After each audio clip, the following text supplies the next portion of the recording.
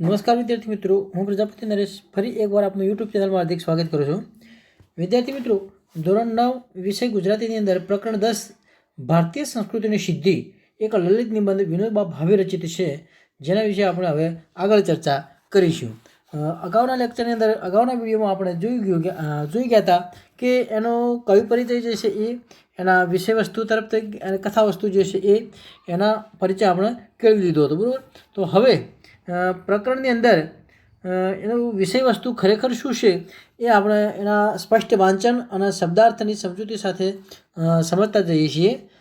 તો બધા જ પોતાની પુસ્તકની અંદર ધ્યાન આપશે, ચોક્કસપણે હાજરી આપશે.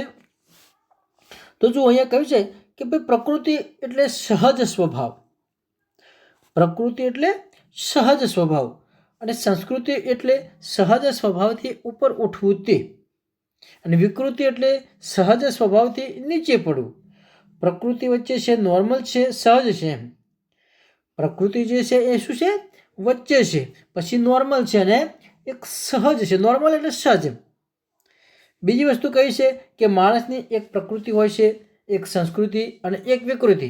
આપણે અગાઉના લેક્ચરની અંદર જોઈ ગયા હતા કે ભાઈ ખરેખર પ્રકૃતિ કોને કહેવાય, સંસ્કૃતિ કોને કહેવાય અને વિકૃતિ કોને કહેવાય, બરાબર. એના આપણે ઉદાહરણ પણ જોઈ ગયા હતા. જો અહીંયા આપેલા જ છે કે ભૂખ લાગે છે અને ભૂખ લાગતા જ માણસ ખાય છે, તે એની પ્રકૃતિ છે. ભૂખ ન લાગવા છતાં માણસ ખાય છે, તે એની વિકૃતિ છે. અને ભૂખ લાગવા છતાં આજે એકાદશી છે એટલા વાસ્તે ભગવદ સ્મરણ માટે માણસ ખાતો નથી, મતલબ ઉપવાસ કરે છે, તો એ એની સંસ્કૃતિ છે. આમ ઉપવાસ કરવો એ સંસ્કૃતિ છે. આપણે મહેનત કરીએ છીએ અને ખાઈએ છીએ એ આપણી પ્રકૃતિ છે. મહેનત કરવું અને ખાવું એ પ્રકૃતિમાં ગણાય છે, બરાબર. તો બીજું શું કહે છે કે આપણે જાતે મહેનત કરવાનું ટાળીશું, બીજાની મહેનત લૂંટીને ભોગવતા રહીશું, તો તે આપણી વિકૃતિ છે. આ વસ્તુ ભલે મોટા ભાગના માણસોમાં દેખાતી હોય, તેમ છતાં આ માણસની એક પ્રકૃતિ નથી, વિકૃતિ જ છે. ભલે ને આ પ્રકારની વિકૃતિ પ્રાચીન કાળથી આજ સુધી દેખાતી હોય, તેમ છતાંય આ કદાપી સંસ્કૃતિ હોઈ શકે નહીં. પરંતુ આપણા શ્રમથી પેદા થયેલી ચીજ પણ બીજાને આપ્યા વિના ભોગવવી નહીં, આપીને અને વહેંચીને જ ભોગવવી એ માણસની સંસ્કૃતિ છે. માણસમાં અને પશુમાં ફરક છે, અંતર છે. આ અંતરને વધારવું, પશુપણામાંથી નીકળતા જઈને માણસપણા તરફ આગળ વધતા જવું, એને જ તો સંસ્કૃતિ વર્ધન કહે છે. માણસ સુખ અને આનંદ શોધે છે એ ખરું, પરંતુ કયો આનંદ વિકૃત છે, કયો પ્રાકૃત છે અને કયો સંસ્કૃત છે એનો ખ્યાલ રાખવો પડે. જે સુખ સહુને આનંદ આપી શકે તેવું હોય એ જ ખરું સુખ છે, અને એ જ તો સુસંસ્કૃત આનંદ છે. જે આનંદ આપણને સંસ્કૃતિ તરફ લઈ જાય છે એ જ સાચો આનંદ છે. મતલબ અહીંયા કહેવાય કે સંસ્કૃતિનો જ મહિમા ગાવામાં આવ્યો છે કે ખરેખર સંસ્કૃતિ કોને કરે છે, સાચી સંસ્કૃતિ શું છે, તો કે વ્યક્તિ જીવનને આનંદ આપે છે, વ્યક્તિ જીવનને આનંદ આપે છે, એ જ તો એની સંસ્કૃતિ છે. વિદ્યાર્થી મિત્રો, પછી આગળ જઈએ કે આ સંસ્કૃતિ ક્યારેક ખરાબ નથી હોતી, વિકૃતિ જ ખરાબ હોય છે, કેમ કે તમારા અંદરના વિકારો જે છે એ જ ખરાબ છે. અને પ્રકૃતિને આપણે ન ખરાબ કહી શકીએ ન સારી, તે જેવી છે તેવી જ છે. કાગડો કાળો છે તેને આપણે ખરાબ ન કહી શકીએ, કેમ કે તે એની પ્રકૃતિ છે. બગલો સફેદ છે પણ એટલા માત્રથી એને આપણે સારો ન કહી શકીએ, કેમ કે એ એની પ્રકૃતિ છે. અને પ્રકૃતિથી ઉપર ઉઠીને આગળ વધીએ એટલે એ એની સંસ્કૃતિ ગણાતી હોય છે. વિદ્યાર્થી મિત્રો, ત્યાર પછી આગળ કે ઘણીવાર આપણે વિકૃતિને પણ સંસ્કૃતિ માની લેવાની ભૂલ કરી બેસીએ છીએ, અને એટલે જ તો આ બાબત સાવધ રહેવાની જરૂર છે. એટલે હવે એક વિદ્યાર્થી મિત્રો, સાવધ એટલે શું, તો આ એક શબ્દ તમે નોંધી લેજો તમારી અંદર કે સાવધ એટલે સાવધાન. સાવધ મતલબ સાવધાન કે સજાગ જે કહેતા હોઈએ. આજે પશ્ચિમના લોકો વિજ્ઞાનમાં ઘણા જ આગળ વધ્યા છે, એની પાસેથી આપણે લેવા લાયક ઘણું જ છે, પરંતુ એમનામાં ઘણો જ વિકૃતિનો અંશ પડ્યો છે. તેને સંસ્કૃતિ માની લેવાની ભૂલ આપણે ન કરીએ. એમની વિકૃતિ કાંઈ આપણે અપનાવી નથી, તે સિવાય દુનિયાભરની જેટલી સંસ્કૃતિ છે તે આપણે અપનાવી લેવાની છે.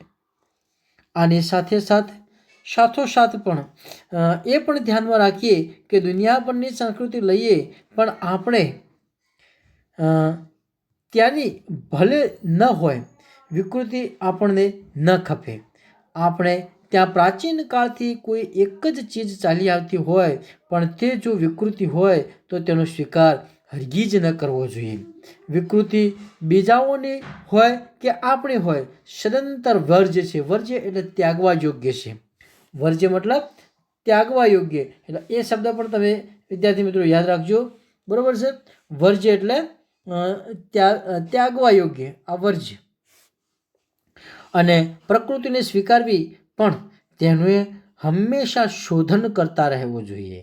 બરાબર, હંમેશા શું કરવાનું, એને શોધન કરવું એટલે સાચવવી જોઈએ. પ્રકૃતિને હર હંમેશા સંસ્કૃતિનું રૂપ આપતા જ રહેવું જોઈએ. બરાબર. બીજું કહ્યું છે કે ખાવાનું આપણે ન છોડી શકીએ કારણ કે તે પ્રકૃતિ છે, પણ માંસાહાર છોડી શકીએ છીએ. માંસ તો ખાતા અટકાવી શકીએ ને, તે જરૂર છોડી શકીએ. કેમ કે તે સંસ્કૃતિની દિશાનું આગળનું એક પગલું છે. ખાવામાં સંયમ રાખી શકીએ તો જરૂર રાખીએ, કારણ કે તેમ કરવાથી સંસ્કૃતિની દિશામાં એટલા આગળ વધીશું. મારું તો માનવું છે કે વિજ્ઞાનની જેમ જેમ પ્રગતિ થતી જશે, માણસમાં વૈજ્ઞાનિક વૃત્તિ જેમ જેમ વધતી જશે, તેમ તેમ વિકૃતિઓ ક્ષીણ થતી જશે અને માણસ સંસ્કૃતિની દિશામાં આગળ વધતો જશે. બહુ આગ્રહ કરીને ખવડાવવું કે અક્રાંત્યાની માફક ખાવું એ પણ વિકૃતિ જ છે. પણ આજે હજી માણસને આ સમજાતું નથી. કેમ કે માણસને આપણી શરીર રચનાનું અને પાચન પ્રક્રિયાનું પૂરતું જ્ઞાન નથી. જ્યારે તેને શરીરનું અંતર્બાહ્ય જ્ઞાન થશે ત્યારે તેને તુરંત જ સમજાશે કે આ વિકૃતિ છે અને તે છોડવી જોઈએ. માણસ કાયમ સંસ્કૃતિ વિકૃતિનું પૃથ્થકરણ કરતો રહે છે. પૃથ્થકરણ કરવું મતલબ વિશ્લેષણ કરવું. આ પણ એક શબ્દ તમારો નોંધવા જેવો છે વિદ્યાર્થી મિત્રો. એટલે પૃથ્થકરણ એટલે એનું વિશ્લેષણ કરવું, જુદું જુદું પાડીને ભાગ પાડવા. એ વિશ્લેષણ કરતો રહેશે. બરોબર.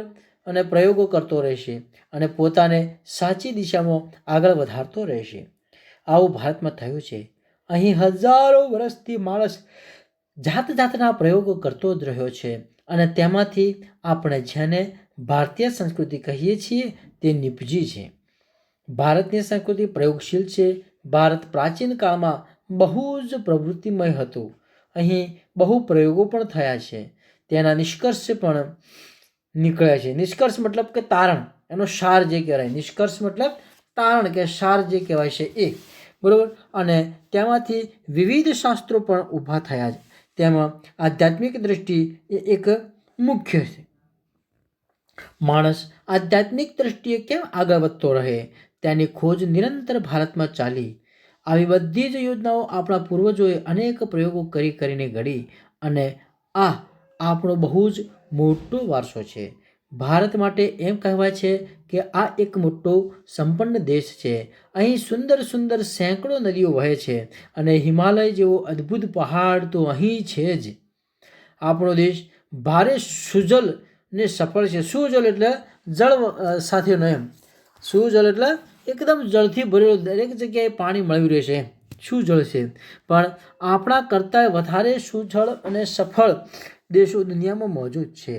એટલે આ કાંઈ આપણી વિશેષતા ન કહેવાય. હા, આપણે એવો દાવો જરૂર કરી શકીએ છીએ કે અહીં જે વિચાર સંપદા આપણને મળે છે તે અત્યંત અદ્વિતીય છે. આ હું કોઈ અભિમાનથી નથી કહેતો. જો હું કોઈ બીજા દેશમાં જન્મ્યો હોત તો પણ નિષ્પક્ષપણે તટસ્થતાથી ભારત વિશે આવું જ કહેત કે ભારતનો વિચાર વૈભવ ખરેખર અદ્વિતીય છે. ભારતમાં વૈદિક ઋષિઓથી લઈને આજ સુધી શબ્દોની એક અખંડ પરંપરા ચાલી આવી છે. હું દુનિયામાં બીજો કોઈ દેશ એવો નથી જોતો કે જ્યાંની ભાષામાં 10,000 વર્ષોથી એના એ જ શબ્દ ચાલી આવતા હોય. ભારતમાં શબ્દ શક્તિનું જેટલા ઊંડાણથી ચિંતન થયું છે તેટલું જ બીજે ક્યાંય નથી થયું. ભારતે પોતાના પુરાણા શબ્દોને તોડ્યા નથી, નવા જરૂર બનાવ્યા છે. સાથે જ તો જૂના શબ્દોમાં નવા અર્થ નાખીને તેમનો વિકાસ કર્યો છે. આ શબ્દ પરંપરા ભારતમાં પહેલેથી જ આજ સુધી અખંડ ચાલી આવી છે અને બીજે ક્યાંય આવું જોવા મળતું નથી. યાસ્કાચાર્યે કહ્યું કે આપણી સનાતન છતાં નિત્ય નૂતન સંસ્કૃતિ છે. આપણી ભીતર એક અખંડ તંતુ કાયમ છે. પુરાણા જમાનાના કોઈ ઋષિ આજે આવે અને તો જ તેને આપણે બાહ્ય વેશ ભલે જુદો દેખાય પણ એને આપણામાં એવું કંઈક અવશ્ય દેખાશે કે જેને લીધે એ કહી ઉઠશે કે આ મારા જ બાળકો છે. આપણી ભીતર કોઈક શાશ્વત, સ્નિગ્ધ, ચવડ, કઠોર અને જીવતરવાળી વસ્તુ છે જે બદલાતી નથી. આ આપણું એક અનોખું બળ છે. જોયું અહીંયા શું કહેશે કે શાશ્વત. હવે આ જે શબ્દ જે છે એ તમારે સમાનાર્થી શબ્દ એનો લખવાનો છે. શાશ્વત મતલબ કે નિત્ય, બરોબર. પછી અહીંયા કહ્યું છે કે સ્નિગ્ધ. સ્નિગ્ધ એટલે સુવાળું અને ચવડ એટલે મુશ્કેલીઓથી તૂટે નહીં તેવું.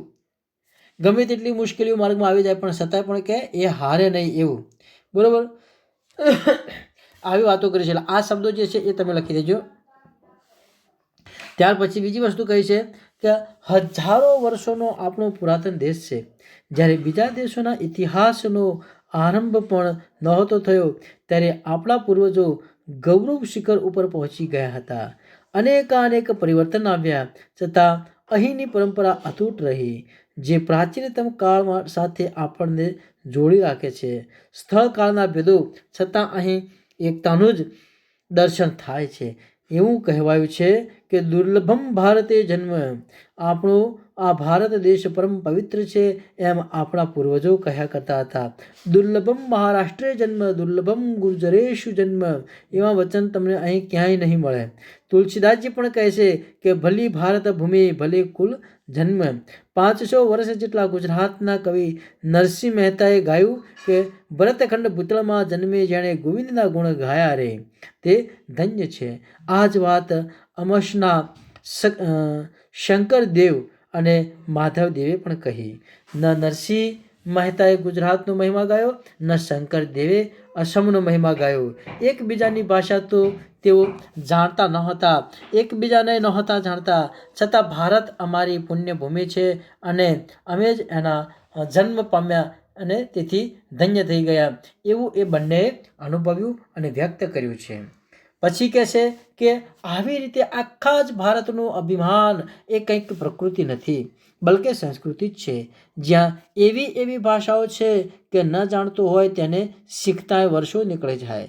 એવી વિભિન્ન ભાષાઓ અને અપરંપાર વિવિધતાવાળા આ ભૂખંડને એક દેશ માનવો એ આપણી સંસ્કૃતિ છે અને પ્રકૃતિથી ઉપર ઉઠીને જ આ સંસ્કૃતિ સધાઈ છે. એવી ભારતીય સંસ્કૃતિને આપણે જાળવવાની છે અને આગળ વધારવાની છે. ભારતીય સંસ્કૃતિમાંથી જ આ લેવામાં આવેલ છે વાક્ય, બરાબર વિદ્યાર્થી મિત્રો. તો અહીંયા તમે એ પણ નોંધી દેજો કે અહીંયા આ જે છે એનો સંદર્ભ પુસ્તક કહી શકાય છે કે ભારતીય સંસ્કૃતિ નામનો ગ્રંથ છે એની અંદર તે લીધેલ છે. બીજું કે તમારા અહીંયા શબ્દાર્થ જે છે એ લખવાના છે અને એના પછીની વાત કરીએ તો સ્વાધ્યાય કાર્ય જે છે તો સ્વાધ્યાય કાર્યની અંદર પણ આ વસ્તુ તમારે લખવાની છે, પ્રશ્નોત્તરી જે છે એ, બરાબર. અને બાકી જે કંઈ પ્રશ્નો આવતા હોય એ તમારે અહીંયા લખવાના છે. અહીંયા પ્રકરણ આપણે પૂરું કરીએ છીએ વિદ્યાર્થી મિત્રો. એટલે અહીંયા તમે ગુજરાતીના પ્રકરણ હવે ફટાફટ ચાલતા રહેશે અને તમે તમારું સ્વાધ્યાય કાર્ય જે છે એ લખતા રહેજો. આપણે જ્યારે ત્યારે વિડીયો કોલ કરીશું ત્યારે આપણે ઓનલાઈન મળીશું અને તમારા ચોપડા વિડીયો કોલ દ્વારા ચેક કરી લઈશું. ધન્યવાદ.